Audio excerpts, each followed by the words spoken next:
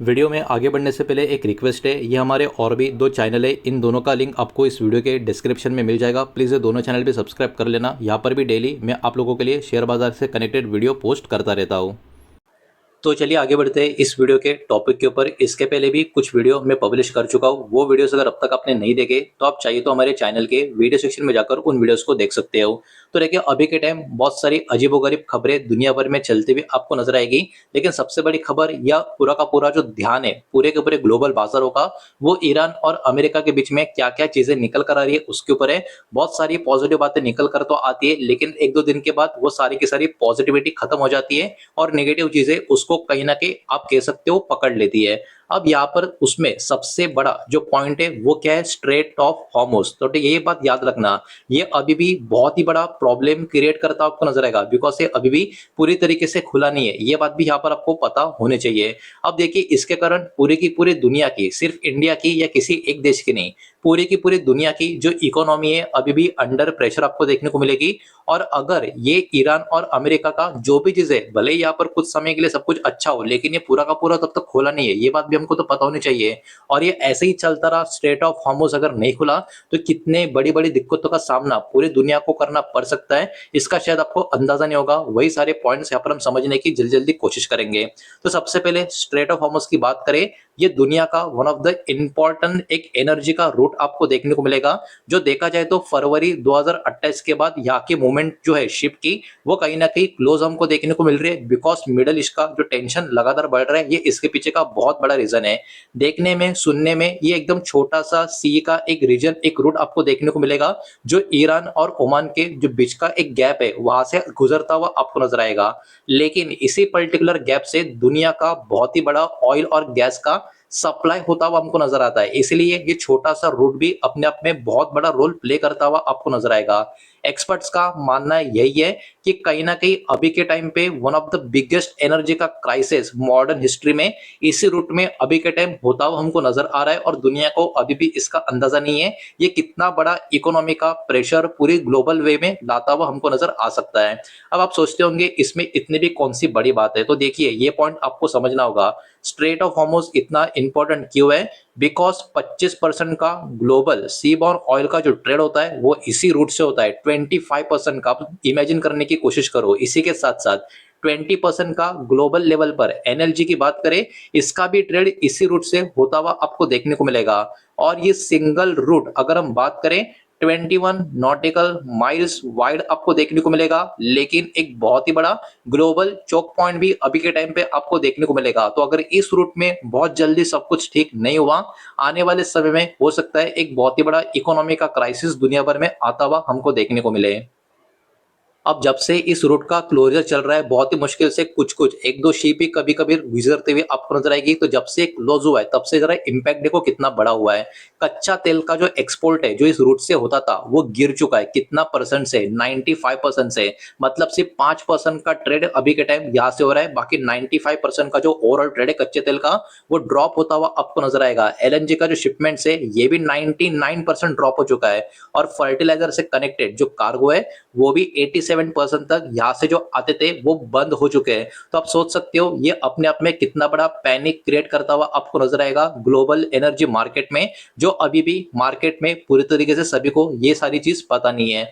अब देखिए एक्सपर्ट्स का यहाँ पर क्या अलग अलग थिंकिंग है, बिलीव क्या है, बात क्या कर रहे हैं। तो एक्सपर्ट जो एसएनपी ग्लोबल से, उनका मानना यह है कि एक बहुत ही बड़ा या बिगेस्ट डिसरप्शन कहीं ना कहीं हिस्ट्री में ग्लोबल ऑयल मार्केट में यही वाला होता हुआ हमको देखने को मिल रहा है, जिसको अभी भी लोग बहुत ज्यादा सीरियसली नहीं ले रहे हैं। और ये बिलीव भी करते हैं इसका जो इम्पैक्ट है कहीं ना कहीं बहुत बड़ा होगा, और इतना बड़ा होगा कि 1970s में जो ऑयल का क्राइसिस था ये भी इसके सामने कुछ नहीं है। इराक और ईरान का जो वॉर था ये भी इसके सामने कुछ नहीं है। कुवैत इन्वेंशन 1990 में हुआ था, वो भी इसके सामने कुछ नहीं है। मतलब ओवरऑल अभी का जो इम्पैक्ट है दुनिया को समझ ही नहीं आ रहा इसका एक्चुअली कितना बड़ा कहीं ना कहीं अंजाम अभी के टाइम हमका भुगतना शुरू हो चुका है। और ऐसे ही चलता रहा तो आने वाले समय में इसका और भी बड़ा इम्पैक्ट ग्लोबल लेवल पे इकोनॉमी में आता हुआ नजर आएगा। अब यहाँ पर वुड मैकेंजी की बात करें, इन्होंने ये बोला है कि this is not only an energy problem, मतलब इस रूट की वजह से जो चीजें हो रही है इसके वजह से सिर्फ एनर्जी का प्रॉब्लम नहीं हो रहा, ग्लोबल ट्रेड, इंडस्ट्रियल प्रोडक्शन और इकोनॉमी का जो ग्रोथ है इसको भी बहुत ही बुरी तरीके से सफर करना पड़ रहा है। तो ये कुछ important expert player global level के, इनकी बात यहाँ पर निकल कर आ रही है। अब देखिए इसमें कुछ सिनेरियो नजर आ रहे हैं। मान लीजिए अगर ये रूट ओपन हो जाता है तो सबसे पहले सिनेरियो 1 पॉजिटिव सोचते हैं, ठीक है। अगर ये रूट बहुत जल्दी ओपन हो जाता है, मतलब जो टेंशन चल रही है वो खत्म हो जाती है, कम हो जाती है, और इस रूट को ओपन किया जाता है, तो इम्पैक्ट की पॉसिबिलिटी क्या क्या है। सप्लाई चेन फिर भी यहाँ पर बहुत सारे महीनों का टाइम लेगा नॉर्मलाइज होने को। मतलब रूट ओपन होगा तो भी खुशी एक दो दिन की होगी या एक हफ्ते की होगी, लेकिन सब कुछ ठीक होने के लिए बहुत महीनों का टाइम लगेगा। शिप्स का डिले, उसके अलावा शिपिंग रूट का जो चेंजेस है, इसके कारण और भी प्रॉब्लम होते हुए हमको नजर आएंगे। मतलब सब कुछ ठीक होने के बाद भी बहुत महीनों तक बहुत सारी चीजों का सफर तो यहाँ पर करना पड़ेगा।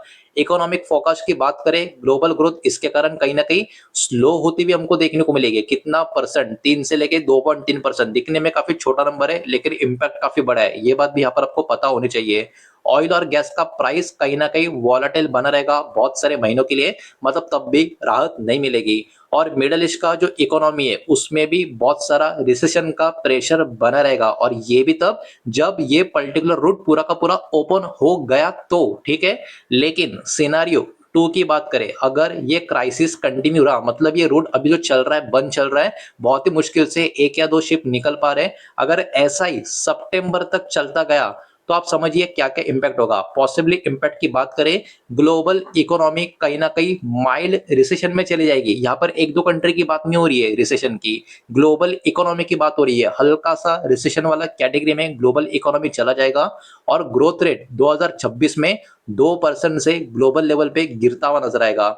अब इसमें कौन सी कंट्री होगी जिनको बहुत ज्यादा खतरा इसके वजह से बन सकता है, तो यहाँ पर जो एनर्जी इंपोर्ट करती है कंट्री, उनको ही सबसे बड़ा झटका लगेगा, जिसमें इंडिया और चाइना, ये दो कंट्रीज आपको देखने को मिलेगी।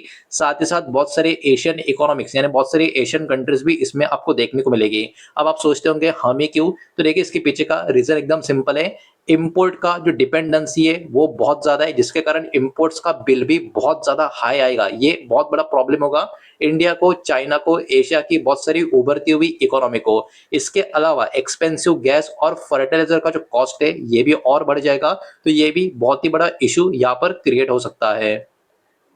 अब दोस्तों इतना ही नहीं, इसके अलावा और भी बहुत सारा डेटा है, एक एक करके उसको भी समझेंगे, लेकिन उसके पहले वीडियो को प्लीज लाइक कर देना, वीडियो को शेयर कर देना। पहली बार चैनल पर आ चुके हो तो चैनल को भी सब्सक्राइब जरूर कर देना।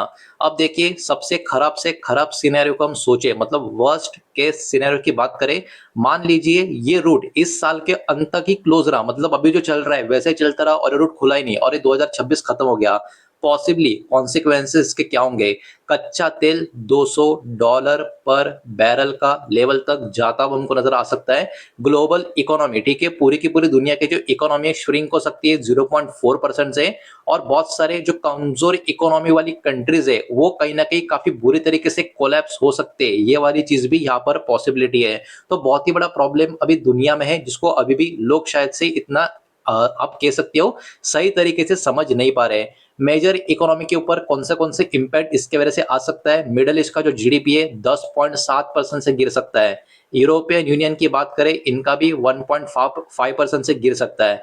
यूनाइटेड स्टेट्स की बात करें अमेरिका की, तो इनका भी ग्रोथ जो है कहीं ना कहीं 1% के भी नीचे जा सकता है, और चाइना का ग्रोथ भी अराउंड 3% तक स्लो हो सकता है। तो आप सोचने और समझने की कोशिश करो, ये जितना लंबा चलेगा उतना ही ज्यादा प्रॉब्लम एक दो कंट्री नहीं पूरे दुनिया को भुगतना पड़ेगा, इसमें सुपर पावर कंट्रीज भी शामिल होगी।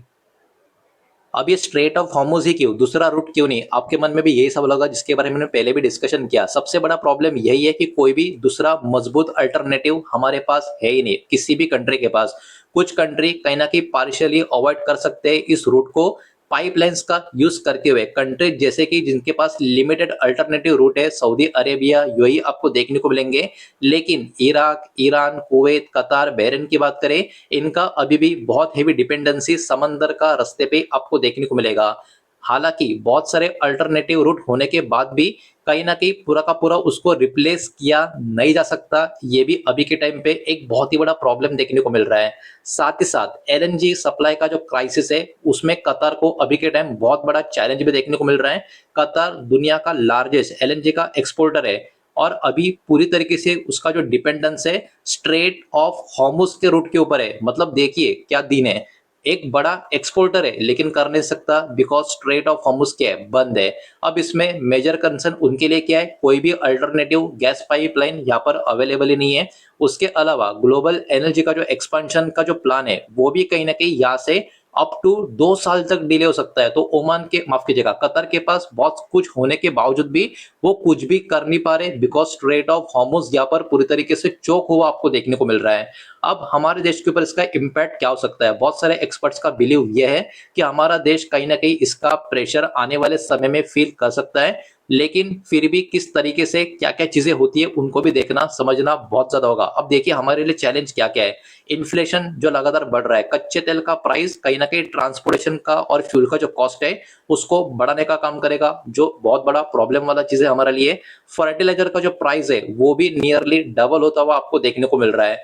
फूड इन्फ्लेशन का खतरा भी यहाँ पर बना है बिकॉज यहाँ पर कुछ एस्टिमेट ये निकल कर आ रहे हैं, फूड प्राइस इंडिया, श्रीलंका और पाकिस्तान की बात करें 10 से 15% तक बढ़ते हुए हमको देखने को मिल रहे हैं और आगे मिल सकते हैं। और ये क्राइसिस अगर ऐसे ही कंटिन्यू होती है तो इसमें और भी एक बढ़ोतरी होती हुई नजर आ सकती है। इंपोर्ट का बिल भी लगातार बढ़ता हुआ देखने को मिल रहा है, ये भी अपने आप में काफी बड़ी प्रॉब्लम यहाँ पर नजर आ रही है। तो देखिए ये वाला जो रिपोर्ट मार्केट में आया है ना, ये किसी को डराने के लिए नहीं आया, इसको समझना उतना ही जरूरी है बिकॉज ये रियलिटी को बता रहा है कि अगर ऐसा हुआ तो कितना बड़ा इशू पूरी दुनिया के सामने जो अभी है, जिसको अभी भी दुनिया सही तरीके से सीरियसली ले रही नहीं है, कितना महंगा कितना भारी पड़ सकता है पूरी की पूरी दुनिया के ऊपर। तो फाइनल टेक अवे की बात करें, straight of Hormuz one of the most critical energy का रूट है पूरी दुनिया का, और इसका बंद होने का मतलब क्या, ऑयल और गैस सप्लाई का डिसरप्शन होना, इन्फ्लेशन का जो खतरा है वो और बढ़ जाना, ग्लोबल ग्रोथ को स्लो करना, और साथ ही साथ अनसर्टेनिटी फाइनेंशियल मार्केट में क्रिएट हो जाना। तो ये सारी की सारी चीजें सिर्फ एक रूट का क्लोजिंग से ट्रिगर होता हुआ हमको यहाँ पर देखने को मिल रहा है, और जितना लंबा चलेगा उतना इन सारी चीजों में प्रॉब्लम बढ़ता जाएगा, यही बात हमको यहाँ पर ध्यान में रखनी है। और जो बात वीडियो के बीच में हमने की भी थी, अगर सब कुछ ठीक हो गया और ये रूट पूरी तरीके से फिर से पूरा का पूरा ओपन हो भी गया तो भी बहुत सारे इकोनॉमी के इफेक्ट अगले कुछ महीनों तक हमको भुगतने होंगे, ये बात भी भूलने की कोशिश बिल्कुल भी ना करें। तो रिपोर्ट मुझे तो काफी जरूरी लगी, काफी ज्यादा एक आप कह सकते हो एक्यूरेट लगी, इसलिए सारा का सारा डेटा मैंने आपके सामने यहाँ पर प्रेजेंट किया है, और सब कुछ एजुकेशनल इंफॉर्मेशनल पर्पस के हिसाब से ही है। किसी भी तरीके का इन्वेस्टमेंट का एडवाइस, स्टॉक का रिकमेंडेशन मैं आपको दे रहा नहीं हूँ, नहीं मैंने आपको दिया है, ये बात भी यहाँ पर आप ध्यान में रखें। उम्मीद करता हूँ वीडियो समझ आया होगा, पसंद आया होगा तो वीडियो को लाइक करें, दोस्तों शेयर करें। पहली बार चैनल पर आ चुके हो तो सब्सक्राइब भी कर देना, और कोई भी स्टॉक में निवेश करने से पहले खुद की स्टडी रिसर्च जरूर करें, फाइनेंशियल एडवाइजर की सलाह जरूर ले। मिलते हैं नेक्स्ट वीडियो में, धन्यवाद।